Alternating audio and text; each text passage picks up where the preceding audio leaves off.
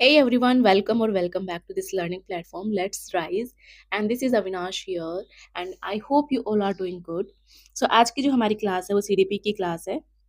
इसमें हम moral development theory के बारे में पढ़ेंगे जो कि कॉलबर्ग ने दी थी. ठीक है. बेसिकली लॉरेंस कॉलबर्ग कौन थे? ये एक अमेरिकन साइकोलॉजिस्ट थे. ठीक है. एंड इन्होंने अपनी मोरल डेवलपमेंट थ्योरी यानी नैतिक विकास का सिद्धांत 1958 में अपनी थ्योरी दी थी. इनकी थ्योरी के पीछे का जो इंस्पिरेशन है वो जिन पियाजे का काम रहा है, यानी कि जिन पियाजे इनकी इंस्पिरेशन रही हैं. जिन पियाजे ने भी मॉरल डेवलपमेंट थ्योरी दी थी. मॉरल डेवलपमेंट थ्योरी पर इनका जो पर्सपेक्टिव था वो अलग तरीके से था. एंड लॉरेंस कॉलबर्ग की जो अप्रोच है मॉरल डेवलपमेंट थ्योरी को लेकर वो इनकी एक अलग अप्रोच रही है. जैसे कि लॉरेंस कॉलबर्ग का फोकस रहा है कि बच्चे के अंदर एक सेंस होती है राइट और रॉन्ग को पहचानने की, सही और गलत में फर्क करने की एक सेंस बच्चों में प्रेजेंट होती है. इसी के बिहाफ पे इन्होंने ये थ्योरी बनाई. एंड इसी सेंस के बेस पर कि बच्चा क्या सही है क्या गलत है, ये कैसे अपने आंसर्स या कैसे लॉजिक लगाता है, इसी को उन्होंने कहा मॉरल रीजनिंग. मॉरल रीजनिंग को उन्होंने ज़्यादा प्रेफरेंस दी, ना कि मॉरल बिहेवियर को. ठीक है. उन्होंने ज़्यादा फोकस किया मॉरल रीजनिंग पर, ना कि मॉरल बिहेवियर पर. जो भी बच्चे डिसीजंस लेते थे उनके पीछे का लॉजिक जानने की कोशिश करते थे वो. ठीक है. अब उन्होंने अपनी थ्योरी को प्रूव करने के लिए एक बच्चों को स्टोरी सुनाई. बेसिकली 10 से 16 साल की उम्र के लड़कों को, सिर्फ बॉयज़ को उन्होंने ये स्टोरी सुनाई, जिसमें हिंज नाम का एक कैरेक्टर है, एक आदमी है, यहाँ पर आप देख सकते हो. हिंज नाम का आदमी है, उसकी डायलेमा यानी उसकी दुविधा के बारे में बात हो रही है. ठीक है. तो बहुत फेमस स्टोरी रही है, मैं आप लोगों को भी बताती हूँ. हिंज नाम का एक व्यक्ति था एंड उसकी एक वाइफ थी. ठीक है. उसकी एक वाइफ थी, वो बहुत ज़्यादा बीमार थी. एंड उसकी बीमारी का सॉल्यूशन था एक दवाई, और वो दवाई जो है एक केमिस्ट ने बनाई थी बहुत मेहनत के बाद. ठीक है. बहुत सालों के बाद उसने मेहनत करके वो दवाई बनाई. अब हिंज उसके पास पहुँचा और कहा कि मुझे ये दवाई दे दो. अब केमिस्ट ने कहा कि मैं ऐसे तो अपनी दवाई नहीं दूँगा, क्योंकि मैंने बहुत साल मेहनत की है, इसके पीछे मेरी बहुत दिनों की मेहनत है, तो मैं तो बहुत अच्छे प्राइस पर दूँगा ये दवाई. बट हिंज ने कहा कि इतने पैसे तो मेरे पास नहीं है. तो केमिस्ट ने मना कर दिया कि नहीं, पहले आप इतने पैसे लाओ फिर मैं आपको दवाई दूँगा. अब हिंज ने जैसे-तैसे करके जितना पैसा उससे जमा हो सका उसने किया, बट फिर भी वो उतना अमाउंट कलेक्ट नहीं कर पाया जितना कि इस दवाई के लिए चाहिए था.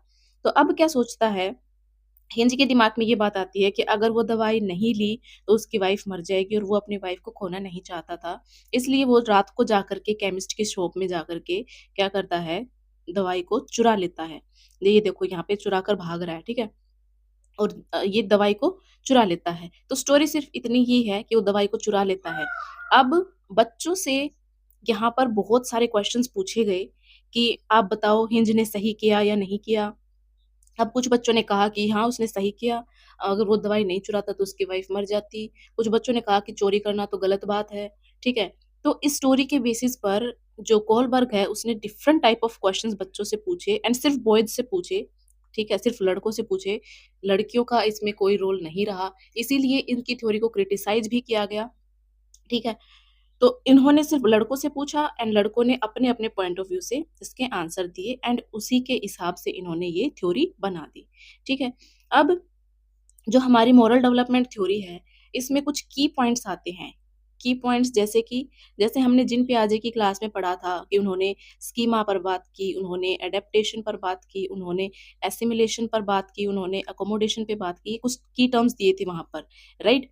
ऐसे ही यहाँ पर moral moral development of theory की भी यहाँ पर कुछ की कांसेप्ट्स दिए गए हैं, जैसे कि सबसे पहला है मोरल रियलिज्म, यानी कि नैतिक यथार्थवाद. इसका क्या मतलब है कि इस स्टेज में, मोरल रियलिज्म में, यहाँ बच्चों को लगता है कि रूल फिक्स्ड हो गए हैं एंड अब इन्हें चेंज नहीं किया जा सकता, नो चेंज. ठीक है. ऐसा बच्चों को लगता है इस स्टेज में.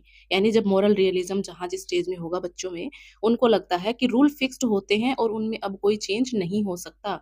इसीलिए इसको बोला जाता है डिवाइन लाइक. डिवाइन लाइक यानी देवी तुल्य. ठीक है. यहीं पर ये टर्म आती है, राइट? तो इसीलिए यहाँ पर बच्चों में कोई मोरल डेवलपमेंट नहीं होता. उनको लगता है कि रूल फिक्स्ड है, यहाँ पर कोई चेंज नहीं होता, एंड ये डिवाइन लाइक है. अगर आप नोट्स बना रहे हैं तो यहाँ पर ये तीनों पॉइंट्स आप लिख लीजिए. ठीक है. नेक्स्ट उन्होंने कहा कि मोरल डायलेमा यानी कि नैतिक दुविधा. जैसे कि हमने अभी पीछे हिंज की डायलेमा पढ़ी थी, उसकी दुविधा पढ़ी थी, ऐसे ही उस एग्ज़ाम्पल को लेकर भी हम इसको समझ सकते हैं कि क्या सही हो सकता है, क्या गलत हो सकता है, राइट? मोरल डायलेमा का मतलब यही है कि आपके सामने कोई 2 इम्पोर्टेंट ऑप्शंस हैं या सिचुएशंस हैं एंड आपको उनमें से कोई एक को चूज़ करना है, ठीक है? दोनों ही इम्पोर्टेंट है बट किसी एक को चूज़ करना है। फॉर एग्ज़ाम्पल एक और एग्ज़ाम्पल से मैं आपको समझाने की कोशिश करती हूँ। जैसे कि मान लो आप अभी गवर्नमेंट एग्ज़ाम्स की प्रिपरेशन कर रहे हैं, ठीक है? एंड आपके पास आपने कई एग्ज़ाम दिए हुए हैं एंड आपके पास अपने मनपसंद 2 जॉब्स के जॉइनिंग लेटर आ गए, ठीक है? आपका सिलेक्शन हो गया और 2 जॉब के आपके पास जॉइनिंग लेटर आ गए हैं और दोनों ही आपकी पसंद की जॉब है।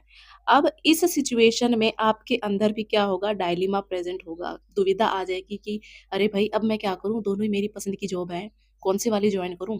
राइट? आप सोच में पड़ जाएँगे। अब दोनों में से कोई एक तो चूज़ करना ही पड़ेगा क्योंकि आपको तो जॉब चाहिए, राइट? कोई एक तो आपको चूज़ करनी पड़ेगी। अब इसमें से आप अपना कुछ ना कुछ लॉजिक लगाएँगे, कुछ अपना कोई सोच या फिर कोई डिस्कशन होगा या फिर आप अपने हिसाब से सोचेंगे कि मेरे लिए कौन-सा बेटर हो सकता है ऑप्शन, ठीक है?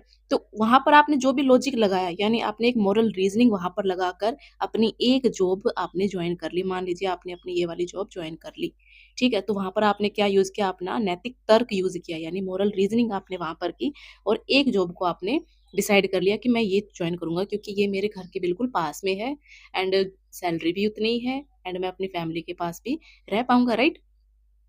लास्ट में है मोरल कोऑपरेशन। जो मोरल कोऑपरेशन की सिचुएशन है, इसमें क्या होता है कि हमने जब मोरल रियलिज़्म में पढ़ा था कि बच्चे के दिमाग में ये होता है कि रूल्स फिक्स्ड होते हैं, कि रूल्स आर फिक्स्ड बट इस स्टेज में आते-आते बच्चे को समझ आ जाता है कि रूल्स को हम चेंज भी कर सकते हैं, कोई फिक्स्ड नहीं होता, ठीक है?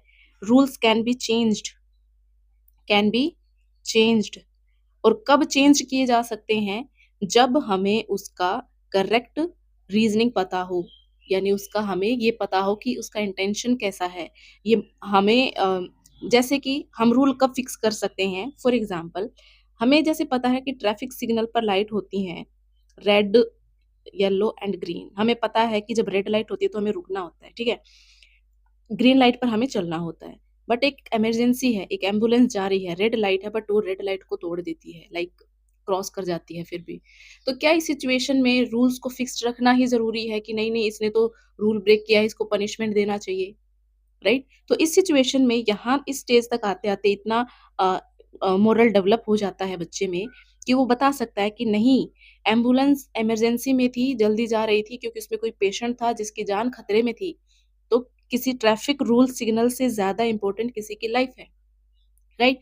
तो यहाँ पर हम रूल्स को चेंज कर सकते हैं बट सबके कोऑपरेशन से, सब जब सब लोगों का या बहुत सारे लोगों का एक ही मत होगा एंड वो इंटेंशन उनका बिल्कुल सही होगा, तो हम मोरल कोऑपरेशन कहेंगे और रूल्स को हम यहाँ पर चेंज कर सकते हैं। आई होप इतना आपको समझ आ गया होगा। ये टर्म्स आगे आपकी यूज़ होंगी इसलिए मैंने अभी आपको यहाँ पर ये बता दी हैं, ठीक है? अब इन्होंने अपनी 3 स्टेज दी थी, अपनी थ्योरी को समझाने के लिए कि बच्चों के अंदर 3 स्टेजेज़ होती हैं। 3 स्टेजेज़ के अंदर 3 लेवल होते हैं और 3 लेवल के अंदर 6 स्टेजेज़ होती हैं, यानी 6 चरण होते हैं। सबसे पहले जो लेवल आता है, वो है हमारा प्री कन्वेंशनल लेवल यानी कि पूर्व पारंपरिक स्तर, जिसमें 4 से 10 साल के बच्चे आते हैं। दूसरा जो है कन्वेंशनल लेवल यानी कि पारंपरिक स्तर, जिसमें 10 से 13 वर्ष तक के बच्चे आते हैं। और तीसरा जो है हमारा पोस्ट कन्वेंशनल लेवल यानी कि उत्तर पारंपरिक, जिसमें 13 वर्ष से अधिक के बच्चे शामिल होते हैं। ठीक है? अब हम हर लेवल को अच्छे से डिटेल से पढ़ेंगे। हर लेवल में 2-2 स्टेजेस आती हैं, ठीक है? 1 और 2 स्टेज इसमें, 3 एंड 4 इसमें एंड 5 एंड 6 इसमें, ठीक है? ऐसे करके 6 स्टेजेस ऐसे डिस्ट्रीब्यूटेड हैं, ठीक है? अब हम इनको डिटेल में पढ़ते हैं। प्री कन्वेंशनल लेवल यानी पूर्व पारंपरिक लेवल स्तर, इसमें क्या होता है, बेसिकली 4 से 10 साल के बच्चे आते हैं इसमें। इस स्टेज को हम डिस्ट्रीब्यूटिव रियलिज़्म भी कहते हैं, ठीक है? ऐसा क्यों कहते हैं? क्योंकि इस स्टेज में बच्चे के अंदर खुद का कोई मोरल डेवलपमेंट नहीं होता है। उसके अंदर बाहर से मोरल इम्पोज़ किया जाता है। अब वो इम्पोज़ कोई भी कर सकता है, जैसे पेरेंट्स कर सकते हैं, टीचर्स कर सकते हैं, सोसाइटी कर सकती है, राइट? बच्चे के अंदर खुद का कोई मोरल डेवलपमेंट इस स्टेज में नहीं होता है, राइट? इसमें बच्चे को लगता है कि जैसे हम फर्स्ट स्टेज की बात करें, फर्स्ट स्टेज में क्या है कि ओबीडियंस एंड पनिशमेंट ओरिएंटेशन होता है। इसमें बच्चा कुछ भी काम करता है, वो सिर्फ़ अपने ओबीडियंसी यानी कि पेरेंट्स ने जैसा कहा वैसा मानने के लिए करता है ताकि वो पनिशमेंट से बच जाए, ठीक है? तो यहाँ पर बेसिकली बच्चा खुद को बचाने के लिए जो बताया जाता है वैसा करता है। उसके अंदर खुद का कोई मोरल नहीं होता, वो क्वेश्चनिंग नहीं करता कि भई क्यों करने को कह रहे हो? क्यों गलत होता है? क्यों सही होता है ना? ऐसा कुछ भी नहीं होता, ठीक है? दूसरा स्टेज जो है इसमें इंडिविजुअलिज़्म एक्सचेंज होता है एंड टिट फॉर टैट वाली सिचुएशन होती है। ये बहुत इंपॉर्टेंट है, डायरेक्ट यहीं से क्वेश्चन बन जाता है कि टिट फॉर टैट वाली स्टेज बताओ कौन से लेवल में आती है या फिर ये कौन-सी स्टेज है, ठीक है? ऐसे करके पूछ लिया जाता है। जैसे कि हम यहाँ पर समझ सकते हैं, यहाँ पर एक बच्चा है 2 बच्चे हैं, इसके पास एक खिलौना है, इसके पास एक खिलौना है, ठीक है? तो ये कह रहा है अगर तुम मेरे खिलौने पर स्क्रैच लगा दोगे ना, तो मैं तुम्हारे वाले पे भी स्क्रैच लगा दूँगा। तो ये टिट फॉर टैट वाली सिचुएशन होती है। यहाँ पर बच्चा अ, कि तुमने अगर ऐसा मेरे साथ कर दिया, तो मैं भी तुम्हारे साथ ऐसा कर दूँगा, है ना? आपने देखा होगा ऐसे छोटे बच्चों को करते हुए, ठीक है? तो ये वो वाली स्टेज होती है।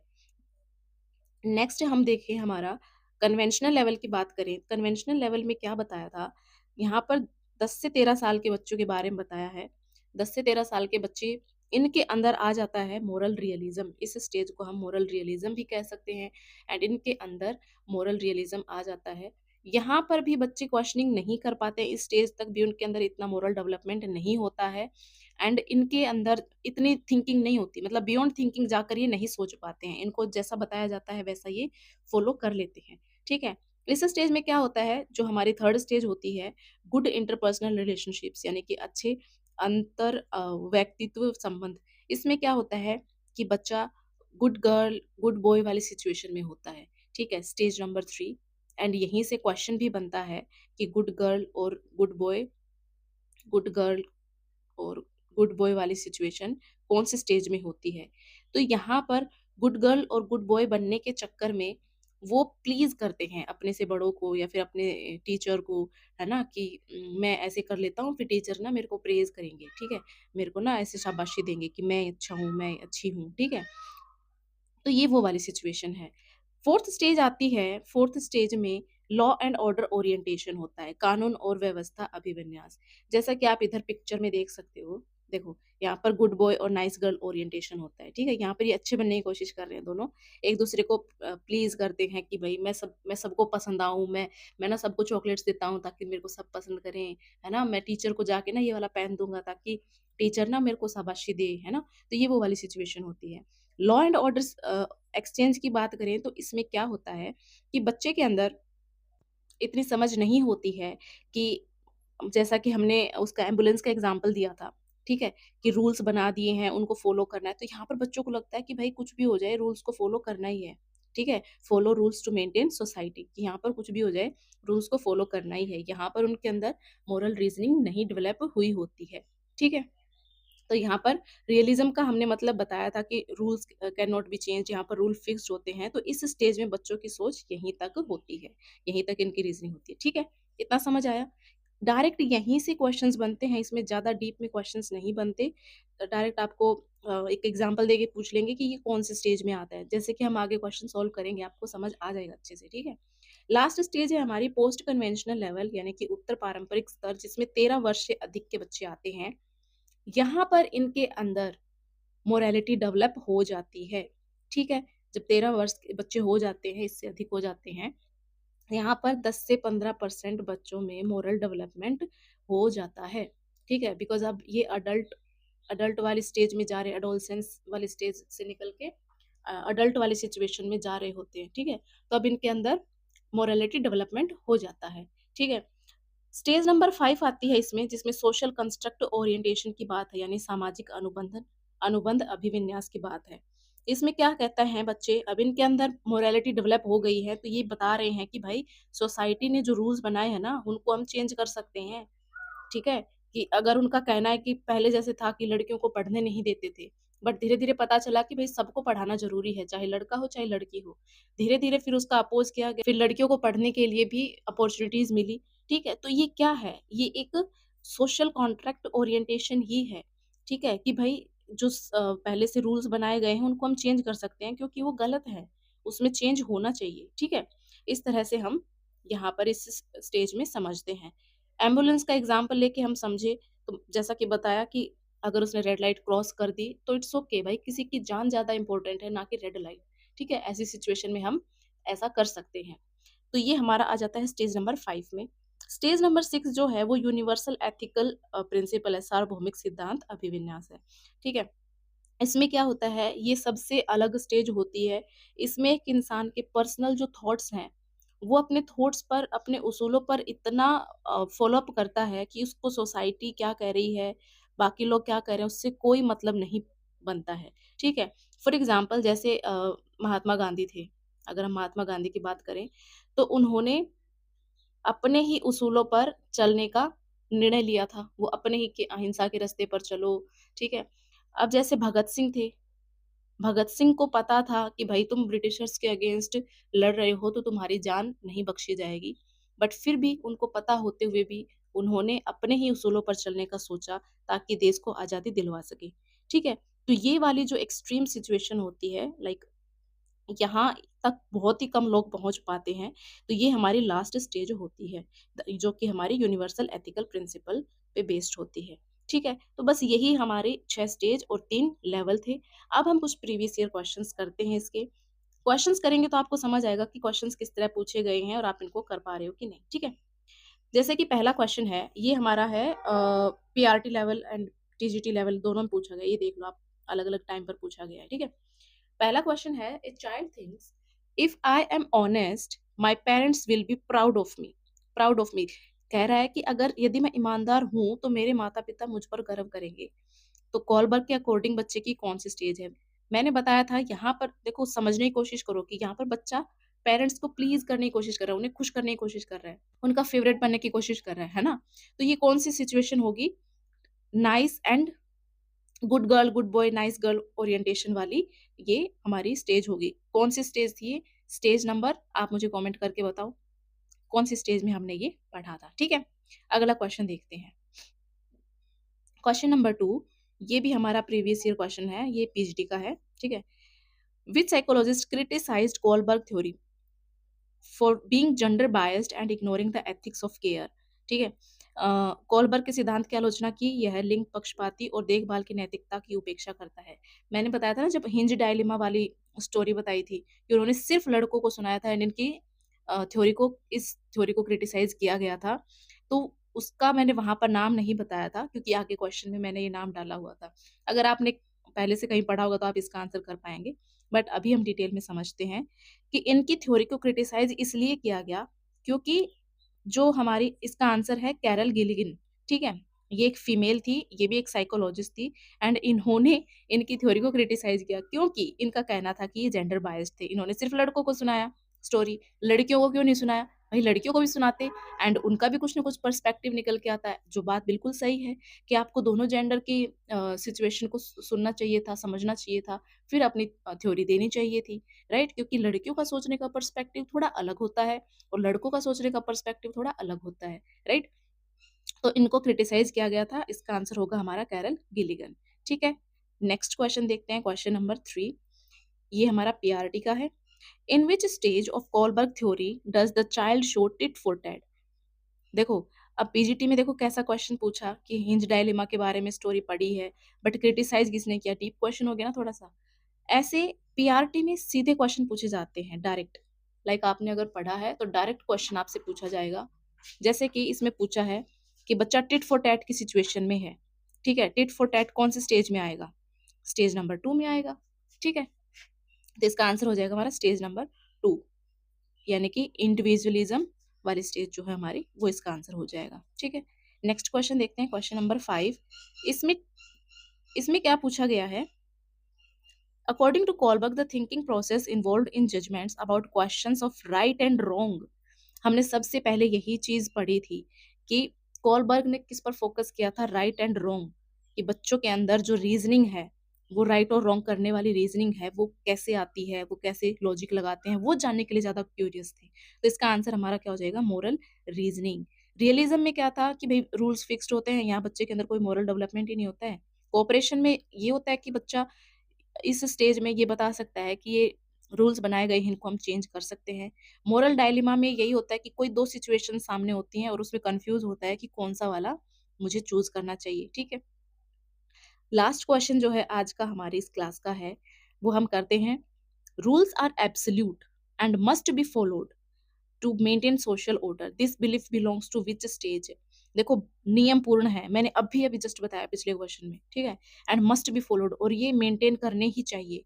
ऐसा कौन सी सिचुएशन में आता है? ये हमारा आता है कि रूल्स एब्सोल्यूट हैं। ये बिलीफ कौन से स्टेज में आता है हमारा?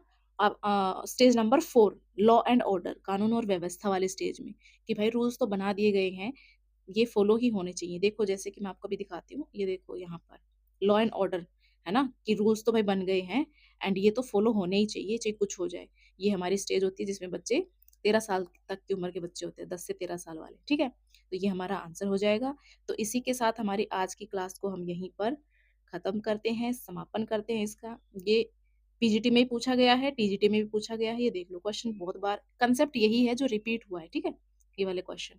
तो इस तरह से क्वेश्चंस फ्रेम होते हैं इसमें। तो वो जो 3 लेवल बताए हैं और उनकी जो 6 स्टेज हैं, उनको कैसे भी फ्रेम करके आपसे पूछा जा सकता है। चाहे आपसे किसी लैंग्वेज को स्टोरी बना के पूछ लें या फिर डायरेक्ट क्वेश्चन डाल के, जैसे टिट फॉर टैट हो गया, या फिर रूल्स एब्सोल्यूट हैं, सोशल ऑर्डर मेंटेन होना चाहिए, ये डायरेक्ट क्वेश्चन है ये, ठीक है?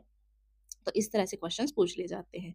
तो आई होप आपको मज़ा आया होगा क्लास पढ़ने में, कॉन्सेप्ट्स आपके क्लियर हुए होंगे। ऐसे ही हमारी डेली एक-एक क्लास आती रहेगी, ठीक है? तो आप मेक श्योर कि आप क्लासेस को कंटिन्यू रखें ताकि आपको अच्छे रिजल्ट्स मिल सकें। लास्ट मोमेंट पे आपको पैनिक करने की ज़रूरत नहीं पड़ेगी, ठीक है? सीडीपी इतना कोई टफ सब्जेक्ट नहीं है, बस इसको एक बार थोड़ा-सा पढ़ने की ज़रूरत है। एक बार रीडिंग लगा लोगे, समझ लोगे कौन-सा कॉन्सेप्ट क्या है, बस इनफ है, ठीक है? तो चलिए मिलते हैं अगली क्लास में, till then take care, bye bye, जय हिंद।